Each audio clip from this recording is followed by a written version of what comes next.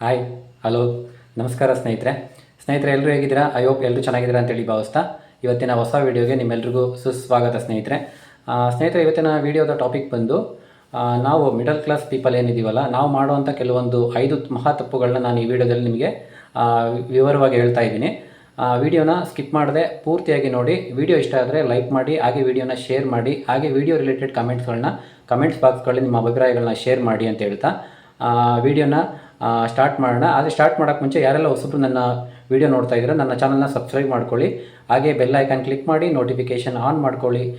ನಿಮ್ಮ ಸಪೋರ್ಟ್ ಬೆಂಬಲ ಸದಾ ನಮ್ಮ ಚಾನಲ್ ಮೇಲೆ ಇರಲಿ ಅಂತೇಳಿ ಆಶಿಸ್ತಾ ವಿಡಿಯೋನ ಸ್ಟಾರ್ಟ್ ಮಾಡೋಣ ಬನ್ನಿ ಸ್ನೇಹಿತರೆ. ಮಿಡಲ್ ಕ್ಲಾಸ್ ಪೀಪಲ್ಸ್, ನಾವೇನೀಗ ಮಿಡಲ್ ಕ್ಲಾಸ್ ಪೀಪಲ್ಸ್, ನಾವು ಮಧ್ಯಮ ವರ್ಗದ ಜನಾಂಗ ಏನಿದೀವಲ್ಲ, ನಾವೆಲ್ಲ ಇಷ್ಟ ಇಲ್ದಿರೋ ಕೆಲಸಗಳನ್ನ ಮಾಡುವಂಥದ್ದು, ಇಷ್ಟ ಇಲ್ದಿರೋ ವ್ಯಕ್ತಿಗಳನ್ನ ಪ್ರೀತಿಸುವಂಥದ್ದು, ಹಾಗೆ ಇಷ್ಟ ಇಲ್ದಿರೋ ಥಿಂಗ್ಸ್ಗಳನ್ನ ಅನಾವಶ್ಯಕವಾಗಿ ಪರ್ಚೇಸ್ ಮಾಡುವಂಥದ್ದು, ಇಂಥ ಕೆಲಸಗಳನ್ನೇ ನಾವು ಮಾಡ್ತಾ ಇರ್ತೀವಿ. ಸೊ ಇದರಿಂದ ನಮಗೆ ತೊಂದರೆಗಳೇ ಆಗ್ತಾ ಇರುತ್ತೆ, ನೋವೇ ಆಗ್ತಾ ಇರುತ್ತೆ, ನಾವು ಮುಂದೆ ಬರಲಿಕ್ಕೆ ಸಾಧ್ಯ ಇಲ್ಲ. ಅದು ಹೇಗೆ ಅಂತ ನಾನು ವಿವರವಾಗಿ ಹೇಳ್ತೀನಿ. ವಿಡಿಯೋನ ಸ್ಕಿಪ್ ಮಾಡದೆ ಪೂರ್ತಿಯಾಗಿ ನೋಡಿ. ಸ್ನೇಹಿತರೆ, ನಾವು ಹೇಗೆ ಅಂತ ಅಂದರೆ, ಬೇರೆಯವ್ರನ್ನ ಮೆಚ್ಚಿಕೆ, ಬೇರೆಯವ್ರನ್ನ ಖುಷಿ ಪಡಿಸ್ಲಿಕ್ಕೆ ನಾವು ಅವ್ರಿಗೋಸ್ಕರ ಸಮಯನ ಕೊಡ್ತೀವಿ, ಅವರ ಆಸೆಗಳನ್ನ ಫುಲ್ಫಿಲ್ ಮಾಡ್ತೀವಿ. ಇದು ನಮ್ಮ ದಡ್ಡತನ ನಿಜವಾಗ್ಲೂ. ಫಸ್ಟು ನಮ್ಮನ್ನು ನಾವು ಖುಷಿ ಪಡಿಸ್ಕೊಳ್ಳೋಣ, ನಮ್ಮ ಕೆಲಸಗಳನ್ನ ನಾವು ಮಾಡ್ಕೊಳ್ಳೋಣ, ನಮ್ಮನ್ನು ನಾವು ಸಂತೋಷ ಪಡಿಸ್ಕೊಳ್ಳೋಣ ಫಸ್ಟ್ ಸ್ನೇಹಿತರೆ. ಹಾಗೆ ನಮ್ಮ ಫ್ಯಾಮಿಲಿಗೆ ಇಂಪಾರ್ಟೆನ್ಸನ್ನು ಕೊಡೋಣ, ಪ್ರಿಯಾರಿಟಿನ ಕೊಡೋಣ. ನಮ್ಮ ಹೆಂಡತಿ ಮಕ್ಕಳಿಗೆ ಅವರಿಗೆ ಒಂದು ಪ್ರಿಫರೆನ್ಸನ್ನು ಕೊಡೋಣ, ಅವರಿಗೆ ಸಂತೋಷವನ್ನು ಹಂಚೋಣ, ಅವರಿಗೆ ಪ್ರೀತಿಯನ್ನು ಹಂಚೋಣ. ಅದನ್ನು ಬಿಟ್ಟು ಬೇರೆಯವರ ಒಂದು ಪ್ರಶಂಸೆಗೆ, ಹೊಗಳಿಕೆಗೆ ನಾವು ಅವ್ರನ್ನ ಖುಷಿ ಪಡಿಸೋದು, ಸಂತೋಷ ಪಡಿಸೋದು ಎಷ್ಟರ ಮಟ್ಟಿಗೆ ಸರಿ ಹೇಳಿ? ಇದರಿಂದ ನಮ್ಮ ಮಿಡಲ್ ಕ್ಲಾಸ್ ಫ್ಯಾಮಿಲಿ ಮುಂದೆ ಬರಲಿಕ್ಕೆ ತೊಂದರೆ ಆಗ್ತಿದೆ. ಅವರ ಎಲ್ಲ ಕನಸುಗಳು ಯಾವುದು ಕೂಡ ನನಸಾಗ್ತಾ ಇಲ್ಲ. ಸೊ ಮೊದಲು ನಮಗೆ ನಾವು ಪ್ರಿಯಾರಿಟಿ ಕೊಡೋಣ, ನಮ್ಮ ಫ್ಯಾಮಿಲಿಗೆ ಪ್ರಿಯಾರಿಟಿನ ಕೊಡೋಣ ಸ್ನೇಹಿತರೆ. ಇದು ಪರ್ಫೆಕ್ಟಾಗಿ ತಿಳ್ಕೊಳ್ಳಿ. ನೆಕ್ಸ್ಟು ನೋಡಿ, ನಮ್ಮಲ್ಲಿ ಮನೆ ಕಟ್ಟಬೇಕು, ಮಿಡಲ್ ಕ್ಲಾಸ್ ಫ್ಯಾಮಿಲಿಗಳಲ್ಲಿ, ನಮ್ಮ ಜನಾಂಗದಲ್ಲಿ ಮನೆ ಕಟ್ಟಬೇಕು ಅನ್ನೋದು ಒಂದು ಕನಸಾಗಿ ಉಳ್ಕೊಂಡಿರುತ್ತೆ. ನೋಡಿ, ಕಡು ಬಡವರಾದರೂ ಕೂಡ ಅವರಿಗೆ ಒಂದು ಸರ್ಕಾರಿ ಯೋಜನೆಯಿಂದ ಒಂದು ಸಣ್ಣ ಮನೆ ಆದರೂ ಕೂಡ ಇರುತ್ತೆ, ಸರ್ಕಾರ ಯೋಜನೆ ಮುಖಾಂತರ. ಹಾಗೆ ಶ್ರೀಮಂತರ ಹತ್ರ 2 ಅಥವಾ 3 ಒಂದು ಲಕ್ಸರಿ ಮನೆಗಳಿರ್ತವೆ. ಆದರೆ ನಮ್ಮ ಮಧ್ಯಮ ವರ್ಗದ ಜನಗಳಲ್ಲಿ ಒಂದು ಸುಂದರವಾದ ಮನೆ ಕಟ್ಟಬೇಕು ಅನ್ನೋದು ಒಂದು ಕನಸಾಗೆ ಉಳ್ಕೊಂಡಿದೆ. ಅದು ನನಸಾಗೋಕ್ಕೆ ಸಾಧ್ಯವಾಗ್ತಿಲ್ಲ. ಯಾಕೆ ಅಂತಂದರೆ, ಒಂದು ಭ್ರಷ್ಟಾಚಾರ, ಹಾಗೆ ಸೈಟ್ ರೇಟ್ ಜಾಸ್ತಿ ಆಗಿರ್ಬೋದು, ಇಟ್ಟಿಗೆ ರೇಟು, ಮರಳು ರೇಟು, ಸಿಮೆಂಟ್ ರೇಟು ಇವೆಲ್ಲ ಜಾಸ್ತಿ ಆಗ್ತಾ ಇದೆ. ನೋಡಿ ಸ್ನೇಹಿತರೆ, ಹೋಗ್ತಾ ಈ ಪ್ರಪಂಚ ಜಗತ್ತು ದುಬಾರಿ ಆಗ್ತಾ ಇದೆ. ಯಾವುದು ಕೂಡ ಬೆಲೆ ಕಡಿಮೆ ಆಗೋದಿಲ್ಲ, ಇವೆಲ್ಲ ಜಾಸ್ತಿನೇ ಆಗ್ತಾ ಇರುತ್ತೆ. ನಮ್ಮ ಒಂದು ಇನ್ಕಮು, ಆದಾಯ ಸೋರ್ಸ್ನ ನಾವು ಜಾಸ್ತಿ ಮಾಡಿಕೊಂಡು ನಮ್ಮ ಈ ಕನಸುಗಳನ್ನ ಫುಲ್ಫಿಲ್ ಮಾಡ್ಕೊಳ್ಬೇಕಾಗುತ್ತೆ. ಹಾಗೆ ನಮ್ಮಲ್ಲಿ ಕೆಲವೊಂದು ಬದಲಾವಣೆಗಳನ್ನ ನಾವು ಮಾಡಿಕೊಳ್ಳೇಬೇಕಾಗುತ್ತೆ. ಸೊ ಏನು ಅಂತಂದರೆ, ನೋಡಿ, ಇವಾಗ ಇದು ಒಂದು ಕಡೆ ಕಾರಣ ಆದರೆ, ಭ್ರಷ್ಟಾಚಾರ ಆಗಿರ್ಬೋದು, ಆಮೇಲೆ ಸೈಟ್ ರೇಟ್ ಜಾಸ್ತಿ ಆಗಿರ್ಬೋದು, ಮರಳು, ಇಟ್ಟಿಗೆ, ಸಿಮೆಂಟ್ ಇವೆಲ್ಲ ರೇಟ್ ಜಾಸ್ತಿ ಇರೋದು ಒಂದು ಕಡೆ ಕಾರಣ ಆಗಿದರೆ, ಇನ್ನು ಬೇರೆ ಒಂದು ಪ್ರಮುಖ ಕಾರಣ ಇದೆ. ಅದೇನು ಅಂತಂದರೆ, ನಮ್ಮಲ್ಲಿರುವಂಥ ಮಿಡಲ್ ಕ್ಲಾಸ್ ಟ್ರ್ಯಾಪ್ಸು. ಈ ಒಂದು ಸುಳಿಯಲ್ಲಿ ನಾವು ಸಿಲ್ಕೊಂಡ್ಬಿಟ್ಟಿದ್ದೀವಿ, ಆ ಒಂದು ಬಲೆಯಲ್ಲಿ ನಾವು ಸಿಲ್ಕೊಂಡು ಒದ್ದಾಡ್ತಾ ಇದ್ದೀವಿ. ಇದರಿಂದ ಆಚೆ ಬರೋಕ್ಕಾಗ್ತಾ ಇಲ್ಲ. ನಮ್ಮ ಸುತ್ತಮುತ್ತ ಇರುವಂಥ ಒಂದು ಸುಳಿಯಲ್ಲಿ ಸಿಲುಕಿ ಒದ್ದಾಡ್ತಾ ಇದ್ದೀವಿ. ಅದೇನು ಅಂತ ನಾನು ಹೇಳ್ತಾ ಹೋಗ್ತೀನಿ. ನೆಕ್ಸ್ಟ್ ಹಾಗೆ ಇನ್ನೊಂದು ಮಿಡಲ್ ಕ್ಲಾಸ್ ಮೆಂಟಾಲಿಟಿ. ನಮ್ಮ ಮೆಂಟಾಲಿಟಿ ಹೇಗಿದೆ ಅಂತ ಅಂದರೆ, ನಿಜವಾಗ್ಲೂ ಸ್ನೇಹಿತರೆ, ನಾವು ತುಂಬ ಬದಲಾವಣೆ ಮಾಡ್ಕೊಳ್ಬೇಕಾಗುತ್ತೆ. ನಮ್ಮ ಒಂದು ಯೋಚನಾ ಶಕ್ತಿಯನ್ನು ಬದಲಾಯಿಸ್ಕೊಳ್ಳೇಬೇಕು. ಇಲ್ಲ ಅಂತಂದರೆ ನಮ್ಮ ಈ ಕನಸುಗಳೇನಿದೆ, ಈ ಮನೆ ಕಟ್ಟಬೇಕು, ಒಂದು ಕಾರ್ ತೊಗೊಳ್ಬೇಕು, ಒಂದು ಬೈಕ್ ತೊಗೊಳ್ಬೇಕು, ಒಂದು ದೊಡ್ಡದಾಗಿ ಏನೋ ಒಂದು ಮಾಡಬೇಕಂದ್ರೆ ಇವೆಲ್ಲ ಕನಸಾಗೆ ಉಳ್ಕೊಳ್ಳುತ್ತೆ, ನನಸಾಗಲಿಕ್ಕೆ ಸಾಧ್ಯನೇ ಇಲ್ಲ. ಹಾಗಾಗಿ ಈ ಒಂದು ಟ್ರ್ಯಾಪ್ಸ್ಗಳಿಂದ ನಾವು ಆಚೆ ಬರಬೇಕು. ಹಾಗೆ ನಮ್ಮ ಒಂದು ಯೋಚನಾ ಶಕ್ತಿಯನ್ನು ಬದಲಾಯಿಸ್ಕೊಳ್ಳೇಬೇಕು ಸ್ನೇಹಿತರೆ. ಈ ಮಿಡಲ್ ಕ್ಲಾಸ್ ಅಂದರೆ ಯಾರು ಸ್ನೇಹಿತರೆ? ಮಿಡಲ್ ಕ್ಲಾಸ್ ಅಂತ ಅಂದರೆ, ನಮ್ಮ ಭಾರತ ದೇಶದಲ್ಲಿ ಯಾವ ಒಂದು ಫ್ಯಾಮಿಲಿ 7.5 ಲಕ್ಷದಿಂದ 15 ಲಕ್ಷದವರೆಗೆ ಇನ್ಕಮ್ ಇರುತ್ತೋ, ಅರ್ನ್ ಮಾಡ್ತಾರೋ ಅಂಥ ಒಂದು ಫ್ಯಾಮಿಲಿನ ಮಿಡಲ್ ಕ್ಲಾಸ್ ಫ್ಯಾಮಿಲಿ ಅಂತೇಳಿ ಪರಿಗಣನೆ ಮಾಡ್ತಾರೆ. ಆ ಒಂದು ಕ್ಯಾಟಗರಿಗೆ ಸೇರಿಸ್ತಾರೆ. ಅಂದರೆ ಅವರು ತೀರಾ ಬಡವರು ಅಲ್ಲ, ದೊಡ್ಡ ಶ್ರೀಮಂತರು ಕೂಡ ಅಲ್ಲ, ನಮ್ಮ ಮಧ್ಯಮ ವರ್ಗದ ಕ್ಯಾಟಗರಿಗೆ, ಅಂಥ ಜನಾಂಗಕ್ಕೆ ಸೇರಿಸ್ತಾರೆ. ಹಾಗೆ according to Pew research centre ಪ್ರಕಾರ ನಮ್ಮ ಭಾರತ ದೇಶದಲ್ಲಿ 52% ಮಧ್ಯಮ ವರ್ಗದ ಜನಗಳಿದ್ದಾರೆ ಅಂತೇಳಿ ಒಂದು ಸರ್ವೆ ಮಾಡಿದ್ದಾರೆ. ಸೊ ಹಾಗಾಗಿ ಈ ನಮ್ಮ ಮಧ್ಯಮ ವರ್ಗದ ಜನಗಳು ಏನೇನು ಮಿಸ್ಟೇಕ್ಸ್ಗಳನ್ನ ಮಾಡ್ತಾ ಇದ್ದೀವಿ, ಎಲ್ಲಿ ನಾವು ಎಡುತ್ತಾ ಇದ್ದೀವಿ, ಆ ಮಿಸ್ಟೇಕ್ಸ್ಗಳನ್ನ ಹೇಗೆ ಸರಿ ಮಾಡ್ಕೋಬೇಕು ಅನ್ನೋದು ನಾನು ವಿಡಿಯೋದಲ್ಲಿ ತಿಳಿಸ್ತಾ ಹೋಗ್ತೀನಿ. ವಿಡಿಯೋನ ಸ್ಕಿಪ್ ಮಾಡದೆ ಪೂರ್ತಿಯಾಗಿ ನೋಡಿ ಸ್ನೇಹಿತರೆ. ಮೊದಲನೇ ಪಾಯಿಂಟು ಮದುವೆ. ಸ್ನೇಹಿತರೆ, ಈ ಮದುವೆಗೆ ಮಾಡುವಂಥ ಖರ್ಚಿದೆಯಲ್ಲ, ಅದು ತುಂಬ ದೊಡ್ಡ ತಪ್ಪು ನಮ್ಮ ಮಿಡಲ್ ಕ್ಲಾಸ್ ಜನ ಮಾಡ್ತಿರೋವಂಥದ್ದು. ನಮ್ಮ ವಿಶ್ವದಲ್ಲೇ ಭಾರತ 2ನೇ ಪ್ಲೇಸಲ್ಲಿದೆ ಮದುವೆಗೆ ಖರ್ಚು ಮಾಡೋ ಅನ್ನೋ ಒಂದು ಲೆಕ್ಕಾಚಾರದಲ್ಲಿ ನೋಡಿದ್ರೆ. ವಿಶ್ವದಲ್ಲೇ ನಮ್ಮ ಭಾರತ ದೇಶ 2ನೇ ಸ್ಥಾನದಲ್ಲಿದೆ, ಶ್ರೀಮಂತಿಕೆಯಲ್ಲಿಲ್ಲ, ನೆನ್ಪಿಡಿ. ಮದುವೆಗೆ ಮಾಡುವಂಥ ಖರ್ಚಲ್ಲಿ ನಮ್ಮ ಭಾರತನೇ 2ನೇ ಸ್ಥಾನದಲ್ಲಿದೆ. ನಮ್ಮ ಮಧ್ಯಮ ವರ್ಗದ ಜನಗಳು ಈ ಮಿಸ್ಟೇಕ್ಸ್ನ ತುಂಬ ಮಾಡ್ತಾರೆ. ದಯವಿಟ್ಟು ಅಂಥ ಮಿಸ್ಟೇಕ್ಸ್ಗಳನ್ನ ಮಾಡಬೇಡಿ. ನಿಮ್ಮ ಹತ್ರ ಕೋಟಿಗಟ್ಟಲೆ ದುಡ್ಡಿತ್ತು, ನೀವು ಶ್ರೀಮಂತರಿದ್ದೀರಾ ಅಂದರೆ ಅಫ್ಕೋರ್ಸ್ ನೀವು ಲಕ್ಷಗಟ್ಟಲೆ ಖರ್ಚು ಮಾಡಿ ಮದುವೆಯನ್ನು ಅದ್ದೂರಿಯಾಗಿ ಮಾಡಿ, ತಪ್ಪಿಲ್ಲ. ಆದರೆ ನೀವು ಒಂದು ಮಿಡಲ್ ಕ್ಲಾಸ್ ಫ್ಯಾಮಿಲಿ ಆಗಿದ್ದೀರಾ ಅಂತ ಅಂದರೆ, ಸೊ ನಿಮ್ಮ ಒಂದು ಲೈಫ್ ಟೈಮ್ ದುಡ್ದಂಥ ಒಂದು ಜೀವನಾಂಶ ಹಣ ಏನಿರುತ್ತೆ, ಒಂದು 20 ಲಕ್ಷನೋ 30 ಲಕ್ಷನೋ 60 ಲಕ್ಷನೋ ಏನು ಹಣ ಇರುತ್ತೆ ಅದನ್ನು ಕಂಪ್ಲೀಟಾಗಿ ಮದುವೆಗೆ ಖರ್ಚು ಮಾಡಿ ಅದ್ಧೂರಿಯಾಗಿ ಆಡಂಬರವಾಗಿ ಮಾಡುವಂಥದ್ದು ಶುದ್ಧ ಮುಟ್ಟಾಳತನ, ಮೂರ್ಖತನ ಸ್ನೇಹಿತರೆ. ದಯವಿಟ್ಟು ಅಂಥ ತಪ್ಪನ್ನ ನೀವು ಯಾರೂ ಕೂಡ ಮಾಡಬೇಡಿ. ಯಾಕಂತ ಅಂದರೆ ಮದುವೆನ ಜೋರಾಗಿ ಮಾಡೋದು ಮುಖ್ಯ ಅಲ್ಲ, ಮದುವೆ ಆದಮೇಲೆ ಅವರು ಎಷ್ಟು ಚೆನ್ನಾಗಿರ್ತಾರೆ ಅನ್ನೋದೇ ಮುಖ್ಯ. ಸೊ ಮದುವೆ ಅನ್ನೋದು 2 ದಿನದ ಸಂಭ್ರಮ ಅಷ್ಟೇ. ಸೊ ಏನು ಮದುವೆಗೆ ಬಂದಿರ್ತಾರಲ್ಲ ಆ ಜನಗಳು ನಿಮ್ಮ ಮದುವೆ ಸಂಭ್ರಮನ ನೋಡಿ ಊಟ ಮಾಡಿ ಆ ಒಂದು ಕಾಂಪ್ಲಿಮೆಂಟ್ಸನ್ನು ಆ ಒಂದು ದಿವಸಕ್ಕೆ ಮಾತ್ರ ಸೀಮಿತವಾಗಿ ಕೊಡ್ತಾರೆ. ಕಾಂಪ್ಲಿಮೆಂಟ್ಸ್ ಒಳ್ಳೊಳ್ಳೆ ಹೊಗಳಿಕೆ ಮಾತುಗಳನ್ನ ಕೊಡ್ತಾರೆ. ಅದಕ್ಕೋಸ್ಕರ ನೀವು ಅಷ್ಟೊಂದು ಲಕ್ಷಾಂತರ ರೂಪಾಯಿ ಖರ್ಚು ಮಾಡಿ ಸಾಲ ಮಾಡಿಕೊಂಡು ಮೈ ಮೇಲೆ ಸಾಲ ಮಾಡಿಕೊಂಡು ತೊಂದರೆ ಮಾಡ್ಕೊಂಡು ಮಾಡೋವಂಥ ನೆಸಿಟಿ ಇಲ್ಲ ಸ್ನೇಹಿತರೆ. ಸೊ ಇನ್ನೂ ಕೆಲವು ಜನಗಳಿರ್ತಾರೆ, ಅವ್ರು ಹೇಗೆ ಅಂತ ಅಂದರೆ ಅವ್ರ ಮಗನ ಮದುವೆ ಆ ಥರ ಮಾಡಿದ್ರು, ಇವರ ಮಗಳ ಮದುವೆ ಈ ಥರ ಮಾಡಿದ್ರು. ಅವರು ಚೌಟ್ರಿಯಲ್ಲಿ ಒಳ್ಳೆ ಆ ಕಲ್ಯಾಣ ಮಂಟಪದಲ್ಲಿ ಮದುವೆ ಮಾಡಿದರು, ಅದು 3 ಲಕ್ಷ 10 ಲಕ್ಷ ಅದ ಚೌಟ್ರಿ ಆಗಿದೆ. ಸೊ ನಾನು ಇನ್ನೂ ಒಂದು 2 ಲಕ್ಷ ಇನ್ನೂ ಒಂದು 5 ಲಕ್ಷ ಜಾಸ್ತಿ ಇರುವಂಥದ್ದು ಚೌಟ್ರಿಯಲ್ಲಿ ಮದುವೆ ಮಾಡ್ತೀನಿ. ಇನ್ನೂ ಕೆಲವು ಜನಗಳಿರ್ತಾರೆ, ಅವ್ರು ಹೇಗೆ ಅಂತ ಅಂದರೆ ಅವರ ಮಗನ ಮದುವೆ ಆ ರೀತಿ ಮಾಡಿದ್ರು, ಇವರ ಮಗಳ ಮದುವೆ ಈ ರೀತಿ ಮಾಡಿದ್ರು, ನಾನು ನನ್ನ ಮಗನ ಮದುವೆ ಇನ್ನೂ ಜೋರಾಗಿ ಮಾಡಬೇಕು, ಆ ಥರ ಮಾಡಬೇಕು, ಈ ಥರ ಮಾಡಬೇಕು, ಮತ್ತು ಅವರು ಆ ಕಲ್ಯಾಣ ಮಂಟಪದಲ್ಲಿ ಮಾಡಿದರು, ಈ ಕಲ್ಯಾಣ ಮಂಟಪದಲ್ಲಿ ಮಾಡಿದರು, ನಾನು ಇನ್ನೂ ಅದಕ್ಕಿಂತ ದೊಡ್ಡ ಚೌಟ್ರಿಯಲ್ಲಿ ಮಾಡಬೇಕು. ಹಾಗೆ ಆಮೇಲೆ ಅವರು ಮದುವೆಯಲ್ಲಿ ಈ ಥರ ಒಂದು ಅಡುಗೆಗಳನ್ನ ಎಲ್ಲ ಮಾಡಿ ಬಡಿಸಿದ್ರು. ಸೊ ನಾನು ಅದಕ್ಕಿಂತ ಹೆಚ್ಚಾಗಿ ವೆರೈಟಿ ಫುಡ್ಗಳನ್ನ ಮಾಡಿ ಬಡಿಸ್ಬೇಕು, ಜನಗಳನ್ನ ಸಂತೋಷ ಪಡಿಸ್ಬೇಕು ಅಂತೇಳಿ ಈ ಥರ ಹುಚ್ಚು ಕಲ್ಪನೆಗಳು, ಆಸೆಗಳನ್ನ ಇಟ್ಕೊಂಡು ಅನಾವಶ್ಯಕವಾಗಿ ಮೈ ಮೇಲೆ ಹೇಳ್ಕೊಂಡು ಇರೋಬ್ಬರ ದುಡ್ಡನ್ನೆಲ್ಲ ಖರ್ಚು ಮಾಡಿ ಜೋರಾಗಿ ಮಾಡ್ತಾರೆ. ದಯವಿಟ್ಟು ಸ್ನೇಹಿತರೆ ಅಂಥ ತಪ್ಪನ್ನು ಮಾಡಬೇಡಿ. ಅದು ಕೇವಲ 2 ದಿವಸದ ಸಂಭ್ರಮ ಅಷ್ಟೇ. ಆವಾಗ 2 ದಿವಸಕ್ಕೆ ಮಾತ್ರ ಜನ ನಿಮ್ಮನ್ನು ಹೊಗಳುತ್ತಾರೆ, ಕಾಂಪ್ಲಿಮೆಂಟ್ಸ್ನ ಕೊಡ್ತಾರೆ, ಮೆಚ್ಚುಗೆ ಕೊಡ್ತಾರೆ ಅಷ್ಟೇ. ಅದು ಬಿಟ್ಟರೆ ಮತ್ತೆ ನಿಮಗೆ ಮುಂದಕ್ಕೆ ಏನೂ ಇರೋದಿಲ್ಲ. ಸೊ ದಯವಿಟ್ಟು ಆ ತಪ್ಪನ್ನು ಮಾಡಬೇಡಿ. Next wedding card. ಈ ಮದುವೆ ಖರ್ಚು ಮಾಡೋದು ಒಂದಾದರೆ ವೆಡ್ಡಿಂಗ್ ಕಾರ್ಡು ಅದಕ್ಕೂ ಕೂಡ ತುಂಬ ಹಣವನ್ನು ಖರ್ಚು ಮಾಡಿ, ಕೆಲವರು ಅದಕ್ಕೂ ಕೂಡ ಲಕ್ಷಗಟ್ಟಲೆ ಹಣವನ್ನು ಖರ್ಚು ಮಾಡಿ ವೆಡ್ಡಿಂಗ್ ಕಾರ್ಡೆಲ್ಲ ಮಾಡಿಸ್ತಾರೆ. ಇದೆಲ್ಲ ಎದಕ್ಕೆ ಬೇಕು ಸ್ನೇಹಿತರೆ? ನಮ್ಮಂಥ ಮಿಡಲ್ ಕ್ಲಾಸ್ ಜನಾಂಗಕ್ಕೆ ಇದೆಲ್ಲ ಎದಕ್ಕೆ ಬೇಕು? ಅನಾವಶ್ಯಕ ಖರ್ಚು. ಸೊ ಆ ಕಾರ್ಡ್ ಏನಿದೆ ಅದರ ವ್ಯಾಲಿಡಿಟಿ 1 ದಿವಸ ಮಾತ್ರನೇ, ಆ ಒಂದು ಮದುವೆ ಆಗೋವರೆಗೂ ಮಾತ್ರನೇ ಆ ಒಂದು ಕಾರ್ಡ್ನ ವ್ಯಾಲಿಡಿಟಿ ಇರುತ್ತೆ. ಮದುವೆ ಆದ ನಂತರ ನಾವು ಕೊಟ್ಟು ಬಂದ ಮನೆಯಲ್ಲಿ ಅದು ಯಾವ ಮೂಲೆಯಲ್ಲಿ ಯಾವ ಕಸದ ಬುಟ್ಟಿಯಲ್ಲಿ ಬಿದ್ದಿರುತ್ತೋ ನಮಗೆ ಗೊತ್ತಿರಲ್ಲ. ಸೊ ಆ ಒಂದು ಸ್ಥಾನ ಹೋಗಿರುತ್ತೆ ಆ ಒಂದು ಕಾರ್ಡು, ಅದರ ಬೆಲೆ, ಅದರ ಒಂದು ವ್ಯಾಲ್ಯೂ ಅಷ್ಟೇ ಆಗಿರುತ್ತೆ. ಸೊ ಅಂಥ ಸಂಪತ್ತಿಗೆ ಏನಕ್ಕೆ ನಾವು ಅಷ್ಟು ದುಡ್ಡನ್ನು ಖರ್ಚು ಮಾಡಿ ವ್ಯರ್ಥ ಮಾಡಬೇಕು ವೆಡ್ಡಿಂಗ್ ಕಾರ್ಡಿಗೆ? ಅಫ್ಕೋರ್ಸ್ ನಿಮಗೆಲ್ಲ ಅನಿಸುತ್ತೆ ಮದುವೆ ಕಾರ್ಡ್ ಅನ್ನೋದು ಒಂದು ಮೆಮೊರೇಬಲ್ಲು. ಸೊ ಆ ಮೆಮೊರೇಬಲ್ಗೋಸ್ಕರ ನೀವು ಕೆಲವೊಂದು ಕಾರ್ಡ್ಗಳನ್ನ ಮಾತ್ರ ಮಾಡಿಸಿ, ಒಂದು 50 ಕಾರ್ಡ್ ಆಗಿರ್ಬೋದು ಅಥವಾ ಒಂದು 100 ಕಾರ್ಡು, ನಿಮಗೆ ಆಯ್ದಂಥ ಒಂದು ಸೆಲೆಕ್ಟೆಡ್ ಪೀಪಲ್ಸು, ನಿಮಗೆ ಮುಖ್ಯವಾದಂಥ ಪೀಪಲ್ಸ್ಗಳಿಗೆ ಒಂದು 50ರಿಂದ 100 ಜನಕ್ಕೆ ಆದಷ್ಟು ಒಂದು ಕಾರ್ಡ್ಗಳು ಮಾತ್ರ ಮಾಡಿಸಿ, ಆ ಥರ ಖರ್ಚು ಮಾಡಿ. ಇನ್ನು ಉಳಿದಿದ್ದೆಲ್ಲ ನೀವು ಈಗೆಲ್ಲ ಡಿಜಿಟಲ್ ವರ್ಲ್ಡ್, ಇವಾಗ ನೀವು ಸೋಷಿಯಲ್ ಮೀಡಿಯಾ ಮುಖಾಂತರನೂ ಕೂಡ ಎಲ್ಲರಿಗೂ ಕೂಡ ಕಾರ್ಡ್ಗಳನ್ನ ಡಿಜಿಟಲಿ ಮಾಡಿ ಸೆಂಡ್ ಮಾಡ್ಬೋದು. ಹಾಗೆ ನಿಮ್ಮ ವಾಟ್ಸಪ್ ಮುಖಾಂತರ ಸೆಂಡ್ ಮಾಡ್ಬೋದು. ಹಾಗೆ ಕಾಲ್ ಮಾಡು ಕೂಡ ಕೆಲವ್ರನ್ನ ಇನ್ವೈಟ್ ಮಾಡ್ಬೋದು. ಇನ್ನೊಂದು ಸ್ನೇಹಿತರೆ, ಇವಾಗಿನ ಪ್ರಪಂಚದಲ್ಲಿ ಈಗಿನ ಜನ ಹೇಗಿದ್ದಾರೆ ಅಂದರೆ ಕಾಲ್ ಮಾಡಿ ಎಲ್ಲ ಹೇಳಿದ್ರೆ, ಹಾಗೆಯೇ ಸೋಷಿಯಲ್ ಮೀಡಿಯಾ ಥ್ರೂ ನಾವು ಕಾರ್ಡನ್ನ ಕಳಿಸಿ ಇನ್ವೈಟ್ ಮಾಡಿದ್ರೆ ಖಂಡಿತ ಕೆಲವರು ಬರೋದೇ ಇಲ್ಲ. ಯಾಕಂದರೆ ಅಷ್ಟು ಸ್ಮಾರ್ಟ್ ಆಗಿದ್ದಾರೆ. ಏನೋ ಕಾಲ್ ಮಾಡಿ ಹೇಳ್ಬಿಟ್ರೆ ನಾವು ಅವ್ರ ಮದುವೆಗೆ ಹೋಗ್ಬೇಕಾ, ಸೋಷಿಯಲ್ ಮೀಡ್ಯಾದಲ್ಲಿ ಕಳಿಸ್ಬಿಟ್ಟು ಮೆಸೇಜ್ ಹಾಕ್ಬಿಟ್ಟು ಇಷ್ಟುದ್ದ ಹೇಳ್ಬಿಟ್ರೆ ಹೋಗ್ಬೇಕಾ ಅಂತೆಲ್ಲ ಯೋಚನೆ ಮಾಡ್ತಾರೆ. ಅವ್ರು ಹೆಂಗೆ ಅಂದರೆ ಅವ್ರ ಮನೆಗೆ ಹೋಗಿ ನಾವು ಪ್ರೀತಿಯಿಂದ ಮಾತಾಡಿ ಕೂತು ಅವ್ರಿಗೆ ಹೇಳಿ ಸಂತೋಷದಿಂದ ಕರೆದ್ರೇ ಅವ್ರು ಬರೋದು, ಆ ಥರ ಇದ್ದಾರೆ. ಸೊ ಆ ಕೆಲಸ ಮಾಡಿ. ನಿಮಗೆ ಮುಖ್ಯವಾದಂಥ ಜನಗಳಿಗೆ ಮಾತ್ರ ಕೆಲವೊಂದಷ್ಟು ಕಾರ್ಡ್ಗಳನ್ನ ಪ್ರಿಂಟ್ ಮಾಡಿಸಿ, ಇನ್ನು ಉಳಿದಿದ್ದೆಲ್ಲ ನಾರ್ಮಲ್ಲಾಗಿ ಈ ಒಂದು ಸೋಷಿಯಲ್ ಮೀಡಿಯಾ ಮುಖಾಂತರ, ಕೆಲವೊಂದು ಡಿಜಿಟಲ್ ಮೀಡಿಯಾ ಮುಖಾಂತರ ನೀವು ಅವರಿಗೆ ಇನ್ವೈಟ್ ಮಾಡ್ಬೋದು ಸ್ನೇಹಿತರೆ. ಇಲ್ಲಿಂದನೂ ಕೂಡ ಈ ಒಂದು ಖರ್ಚನ್ನು ನೀವು ಅವಾಯ್ಡ್ ಮಾಡ್ಬೋದು. ಸ್ನೇಹಿತರೆ, ಈ ಮದುವೆಯಲ್ಲ ಇನ್ನೊಂದಿದೆ ಫೋಟೋಶೂಟ್ ಅಂತೇಳಿ. ಈ ಫೋಟೋಶೂಟ್ ಇವಾಗಿನ ಯುವಜನತೆ ಹೇಗಿದ್ದಾರೆ ಅಂದರೆ ಫೋಟೋಶೂಟ್ಗೆ ಹೆಚ್ಚಿನ ಹಣವನ್ನು ವ್ಯಯ ಮಾಡ್ತಾರೆ. ಸೊ ನೋಡಿ, ದುಡ್ಡಿರೋರು, ಶ್ರೀಮಂತರು, ಅವ್ರ ಹತ್ರ ತುಂಬ ದುಡ್ಡಿದೆ ಅಂದರೆ ಅವರೊಂದಷ್ಟು ಹಣವನ್ನು ಖರ್ಚು ಮಾಡಿ ಫೋಟೋಶೂಟ್ ಮಾಡ್ಕೊಳ್ತಾರೆ. ಅದಕ್ಕೊಂದು ಅರ್ಥ ಇದೆ, ಅವ್ರು ಮಾಡಲಿ ಬಿಡಿ. ಸೊ ನಮ್ಮ ಹತ್ರ ದುಡ್ಡಿಲ್ಲ, ನಾವುಗಳು ಅದನ್ನು ಮಾಡೋ ಅವಶ್ಯಕತೆ ಇಲ್ಲ. ಒಂದು ವೇಳೆ ನಿಮ್ಮ ಮಕ್ಕಳು ಇಲ್ಲ ನನಗೆ ಫೋಟೋಶೂಟ್ ಬೇಕೇ ಬೇಕು ಹಾಗೆ ಹೀಗೆ ಅಂತೆಲ್ಲ ಹಠ ಹಿಡಿದ್ರೆ, ನಿನ್ನ ದುಡ್ಡಲ್ಲಿ ನೀನು ಮಾಡಿಸ್ಕೊ ಅಂತಲೇ ಡೈರೆಕ್ಟಾಗಿ ಹೇಳಿ ಪೇರೆಂಟ್ಸ್ಗಳು. ನೀವು ಮಕ್ಕಳಿಗೆ ಆ ಥರ ಹೇಳಿ, ಅವರಿಗೂ ಕೂಡ ದುಡ್ಡಿನ ಬೆಲೆ ಏನು ಅಂತೇಳಿ ಗೊತ್ತಾಗಬೇಕು. ನೀವು ಮದುವೆಗೆ ಅಷ್ಟು ಖರ್ಚು ಮಾಡಿರ್ತೀರಾ, ವೆಡ್ಡಿಂಗ್ ಕಾರ್ಡಿಗೆ ಇಷ್ಟು ಖರ್ಚು ಮಾಡಿರ್ತೀರಾ, ತಿರ್ಗಾ ಫೋಟೋಶೂಟ್ಗೆ ಅಂತೇಳಿ ಸುಮ್ಮನೆ ಅನ್ನೆಸರಿ ಖರ್ಚುಗಳನ್ನ ಮಾಡ್ತಾ ಹೋದರೆ ನೀವು ತುಂಬ ಬರ್ಡನ್ನು, ತುಂಬ ಸಮಸ್ಯೆಗೆ ಸಿಲುಕೊಂತೀರಾ. ಸೊ ಅದನ್ನೆಲ್ಲ ನೀವೇ ಫೇಸ್ ಮಾಡಬೇಕಾಗತ್ತೆ. ನಿಮ್ಮ ಮಕ್ಕಳು ಜೀವನನೂ ಮುಖ್ಯ ಅಲ್ವಾ? ಅವ್ರ ಮದುವೆ ಆದ ನಂತರ ಹೊಸ ಚಾಲೆಂಜಸ್ಗಳನ್ನ ಫೇಸ್ ಮಾಡಬೇಕಾಗತ್ತೆ. ಹೊಸ ಜೀವನ ಸ್ಟಾರ್ಟ್ ಆಗುತ್ತೆ, ಹೊಸ ಚಾಲೆಂಜಸ್ಗಳನ್ನ ಅವ್ರು ಫೇಸ್ ಮಾಡಬೇಕಾಗತ್ತೆ. ಸೊ ಅವರ ಜೀವನಕ್ಕೆ, ಅವರ ಆಧಾರಕ್ಕೆ ಆ ಒಂದು ದುಡ್ಡನ್ನು ಎತ್ತಿಟ್ಟು ಆ ಸೇವಿಂಗ್ಸ್ ಮಾಡಿ ಅವರಿಗೆ ಕೊಡಿ. ಆವಾಗ ಅದು ಅವರಿಗೆ ಯೂಸ್ ಆಗುತ್ತಲ್ವಾ? ಮದುವೆನ ಧಾಮ್ ಧೂಮ್ ಅಂತೇಳಿ ಜೋರಾಗಿ ಆಡಂಬರದಿಂದ ಮಾಡೋದಲ್ಲ, ಮುಂದೆ ಅವರ ಜೀವನಕ್ಕೆ ಏನು ಆಧಾರ ಇದೆ ಅನ್ನೋದನ್ನು ನೋಡಿಕೊಂಡು ಆ ದುಡ್ಡನ್ನು ಸೇವಿಂಗ್ ಮಾಡಿ ಆ ದುಡ್ಡನ್ನು ಎತ್ತಿಟ್ಟು ಅವರ ಜೀವನಕ್ಕೆ ಕೊಡಬೇಕಾಗುತ್ತೆ ಸ್ನೇಹಿತರೆ. ಇದೆಲ್ಲ ಯೋಚನೆ ಮಾಡಿ. ನನ್ನದೊಂದು ಸಲಹೆ ಏನಂತ ಅಂದರೆ, ಮದುವೆ ಮಾಡಬೇಕು, ಆದರೆ ಮದುವೆ ಹೆಸರಲ್ಲಿ ಜಾತ್ರೆ ಮಾಡಬಾರ್ದು. ಎರಡನೇದು ಎಜುಕೇಷನ್ನು. ಸ್ನೇಹಿತರೆ, ಈ ನಮ್ಮ ಮಿಡಲ್ ಕ್ಲಾಸ್ ಫ್ಯಾಮಿಲಿ ಇದರಲ್ಲೂ ಕೂಡ ತುಂಬ ಎಡುತ್ತಾರೆ. ಎಜುಕೇಷನ್ಗೆ ಅಂತೇಳಿ ತುಂಬ ಹಣವನ್ನು ವ್ಯಯ ಮಾಡ್ತಾರೆ. ದಯವಿಟ್ಟು ಅಂಥ ತಪ್ಪನ್ನು ಮಾಡಬೇಡಿ ನೀವು.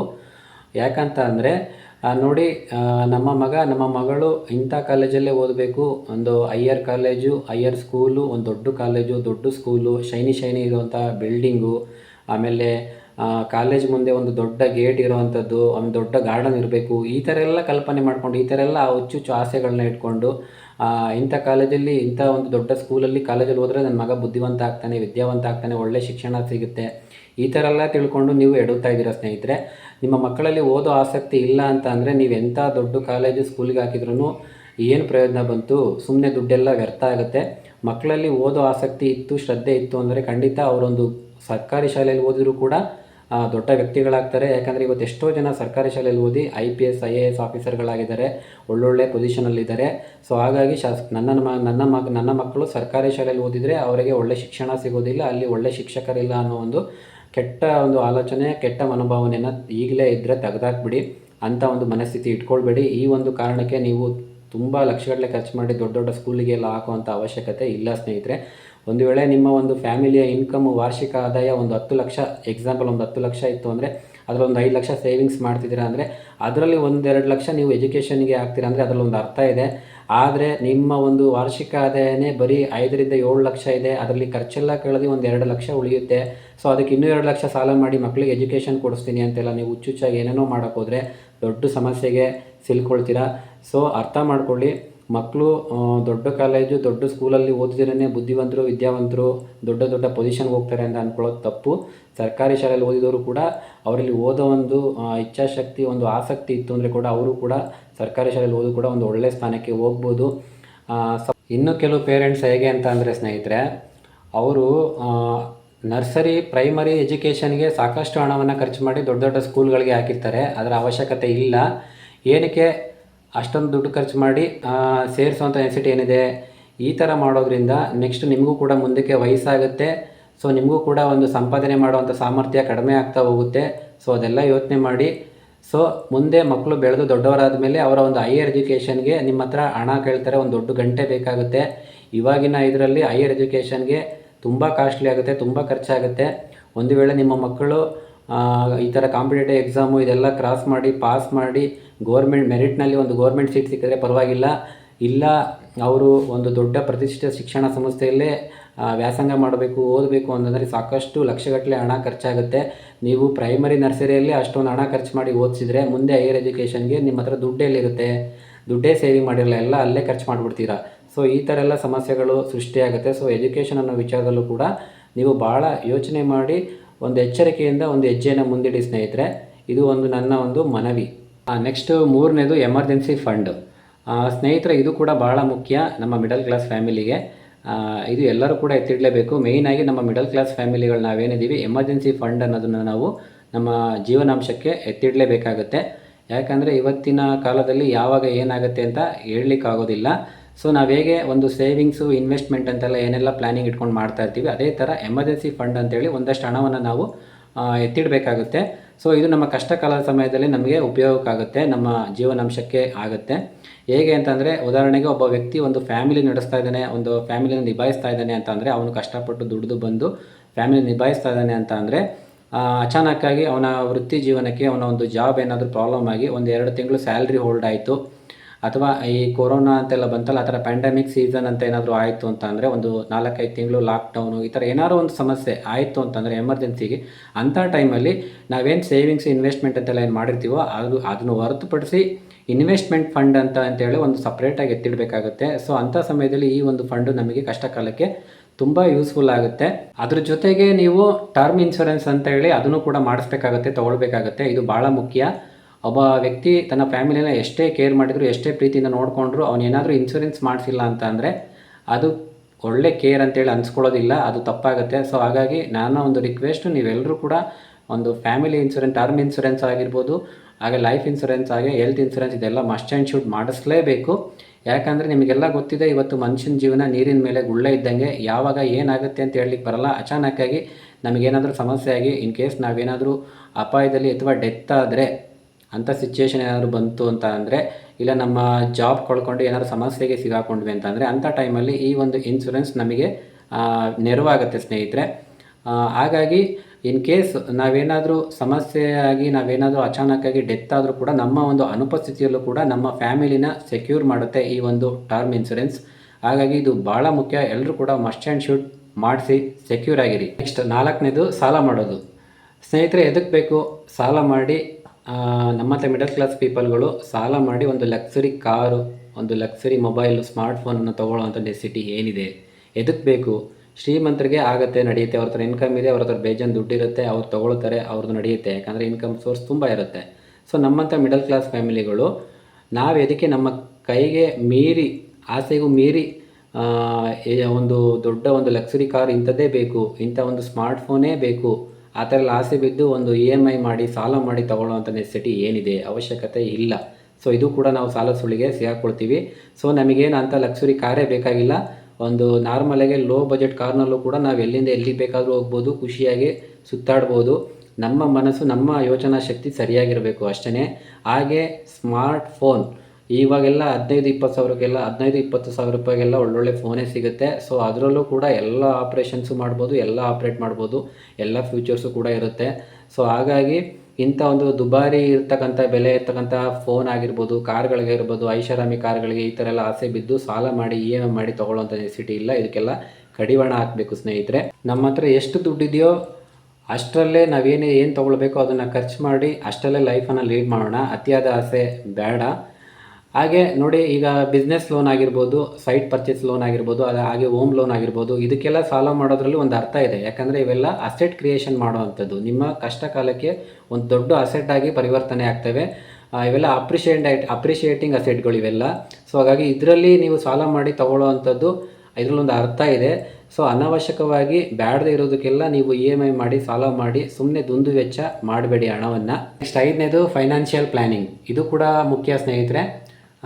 ಇದು ನಾವೇ ಅಂತಲ್ಲ, ಶ್ರೀಮಂತರಾಗಿರ್ಬೋದು, ಬಡವರಾಗಿರ್ಬೋದು, ಮಧ್ಯಮ ವರ್ಗದ ಜನ ಆಗಿರ್ಬೋದು, ಯಾರೇ ಆಗಿರ್ಬೋದು, ಫೈನಾನ್ಷಿಯಲ್ ಪ್ಲ್ಯಾನಿಂಗ್ ಅನ್ನೋದು ಅವ್ರವ್ರ ಜೀವನದಲ್ಲಿ ಭಾಳ ಮುಖ್ಯ ಆಗಿರುತ್ತೆ. ಮೇಯ್ನಾಗಿ ನಮ್ಮ ಮಧ್ಯಮ ವರ್ಗದ ಜನಗಳಿಗೆ ಇದು ಅನ್ವಯ ಆಗುತ್ತೆ. ತುಂಬ ಜನಗಳು ಇದನ್ನು ನಾವು ಒಂದು ಕ್ಲಾರಿಟಿನೇ ನಮ್ಮ ಹತ್ರ ಇರೋದಿಲ್ಲ, ಒಂದು ಪ್ಲ್ಯಾನಿಂಗೇ ಇರೋದಿಲ್ಲ. ಸುಮ್ಮನೆ ಸಿಕ್ಕಾಪಟ್ಟೆ ಆದಾಯ ಬರುವಂಥದ್ದು, ಹೇಗೆ ಎಲ್ಲಿ ಖರ್ಚಾಗುತ್ತೆ, ಏನಾಗುತ್ತೆ ಅನ್ನೋದೇ ನಮಗೆ ಒಂದು ಕ್ಲಾರಿಟಿನೇ ಇರೋದಿಲ್ಲ. ನೋಡಿ, ನಮ್ಮ ಆದಾಯದ ಮೂಲಗಳು ಎಲ್ಲೆಲ್ಲಿದ್ದಾವೆ, ಎಷ್ಟು ಬರ್ತಾ ಇದೆ, ಎಲ್ಲೆಲ್ಲಿ ಖರ್ಚಾಗ್ತಾ ಇದೆ, ಎಷ್ಟು ಇನ್ವೆಸ್ಟ್ ಮಾಡ್ತಾ ಇದ್ದೀವಿ, ಅದರಿಂದ ನಮಗೆ ಲಾಭ ಎಷ್ಟಾಗಿದೆ, ಎಷ್ಟು ನಷ್ಟ ಆಗ್ತಾ ಇದೆ, ಇದೆಲ್ಲದೂ ಕೂಡ ಪ್ರತಿಯೊಂದು ಕೂಡ ಒಂದು ಕ್ಲಾರಿಟಿ ನಿಮ್ಮಲ್ಲಿ, ಒಂದು ಲೆಕ್ಕಾಚಾರ ನಿಮ್ಮಲ್ಲಿ ಇರಬೇಕು ಸ್ನೇಹಿತರೆ. ಇವತ್ತು ಎಷ್ಟೋ ಜನಕ್ಕೆ ಅವರವರ ಸೇವಿಂಗ್ಸ್ ಅಕೌಂಟಲ್ಲಿ ಎಷ್ಟು ಹಣ ಇದೆ ಅನ್ನೋದೇ ಗೊತ್ತಿಲ್ಲ ತುಂಬ ಜನಗಳಿಗೆ. ಈಗ ಯಾರಿಗಾದ್ರೂ ಒಬ್ಬರಿಗೆ ಫೋನ್ಪೇ ಒಂದು ಹಣ ಟ್ರಾನ್ಸ್ಫರ್ ಮಾಡೋ ಅಂಥ ಸಮಯದಲ್ಲಿ ನಿಮ್ಮ ಅಕೌಂಟ್ನಲ್ಲಿ ಲೋ ಬ್ಯಾಲೆನ್ಸ್, ಇನ್ಸಫಿಷಿಯೆಂಟ್ ಬ್ಯಾಲೆನ್ಸ್ ಇದೆ ಅಂತ ಬಂದಾಗ ಆವಾಗ ಎಚ್ಚೆತ್ಕೊತಾರೆ. ಅಯ್ಯೋ, ನನ್ನ ಅಕೌಂಟಲ್ಲಿ ದುಡ್ಡಿಲ್ವಾ, ಎಷ್ಟಿತ್ತು ಅಷ್ಟಿತ್ತಲ್ಲ, ಇವಾಗ ಎಷ್ಟಾಗಿದೆ, ಇಲ್ವಾ, ಏನಾಯಿತು, ಎಲ್ಲಿ ಖರ್ಚು ಮಾಡಿಕೊಂಡೆ, ಏನು ಅನ್ನೋದು ಆವಾಗ ಯೋಚನೆ ಮಾಡ್ತಾ ಕುಳಿತುಕೊತಾರೆ. ಸೊ ಅದು ತಪ್ಪು ಸ್ನೇಹಿತರೆ.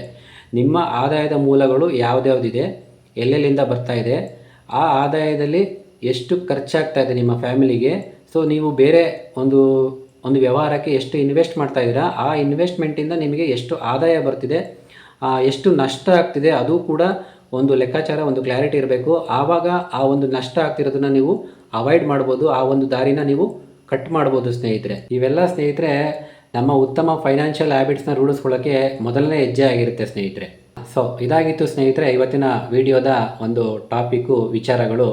ಸೊ ನೋಡಿದ್ರಲ್ಲ, ನಮ್ಮ ಮಿಡಲ್ ಕ್ಲಾಸ್ ಪೀಪಲ್ ಎಲ್ಲೆಲ್ಲಿ ಎಡುತ್ತಾ ಇದ್ದೀವಿ, ಏನೇನು ತಪ್ಪುಗಳನ್ನ ಮಾಡ್ತಾ ಇದ್ದೀವಿ, ಕೆಲವೊಂದು 5 ಮಹಾ ತಪ್ಪುಗಳನ್ನ ನಾನು ಈ ವಿಡಿಯೋದಲ್ಲಿ ವಿವರಣೆ ಮಾಡಿದ್ದೀನಿ ಸ್ನೇಹಿತರೆ. ಹಾಗೆ ಈ ಒಂದು ಮುಖ್ಯವಾಗಿ ಒಂದು ಮದುವೆ ಆಗಿರ್ಬೋದು, ಎಜುಕೇಷನ್ ಆಗಿರ್ಬೋದು, ಫೈನಾನ್ಷಿಯಲ್ ಪ್ಲ್ಯಾನಿಂಗ್ ಆಗಿರ್ಬೋದು, ಆಮೇಲೆ ಎಮರ್ಜೆನ್ಸಿ ಫಂಡು, ಈ ಎಲ್ಲ ವಿಚಾರಗಳು ಪ್ರಮುಖವಾಗಿದ್ದಾವೆ. ಸೊ ಅದನ್ನೆಲ್ಲ, ಈ ಎಲ್ಲ ತಪ್ಪುಗಳಲ್ಲಿ ನಾವು ಎಡುತ್ತಾ ಇದ್ದೀವಿ. ಸೊ ಈ ಎಲ್ಲ ತಪ್ಪುಗಳನ್ನ ಸರಿ ಮಾಡ್ಕೊಳ್ಳೋದು ಹೇಗೆ ಅನ್ನೋದನ್ನು ಕೂಡ ನಾನು ವಿವರಣೆ ಕೊಟ್ಟಿದ್ದೀನಿ. ಇದಾಗಿತ್ತು ಇವತ್ತಿನ ಈ ವಿಡಿಯೋ ಸ್ನೇಹಿತರೆ. ವಿಡಿಯೋನ ಪೂರ್ತಿ ವಾಚ್ ಮಾಡಿದ್ದಕ್ಕೆ ಎಲ್ಲರೂ ಕೂಡ ಧನ್ಯವಾದಗಳು. ಹಾಗೆ ಇವತ್ತಿನ ಈ ವಿಡಿಯೋನ ಮುಗಿಸ್ತಾ ಇದ್ದೀನಿ. ನೆಕ್ಸ್ಟ್ ಮತ್ತೆ ಹೊಸ ವಿಡಿಯೋದಲ್ಲಿ ಒಂದು ಹೊಸ ವಿಚಾರದೊಂದಿಗೆ ನಾನು ನಿಮ್ಮ ಮುಂದೆ ಬರ್ತೀನಿ ಸ್ನೇಹಿತರೆ. ಅಲ್ಲಿ ತನಕ ಎಲ್ರಿಗೂ ಬಾಯ್, ಟೇಕ್ ಕೇರ್, ಗುಡ್ ನೈಟ್, ಶುಭವಾಗಲಿ.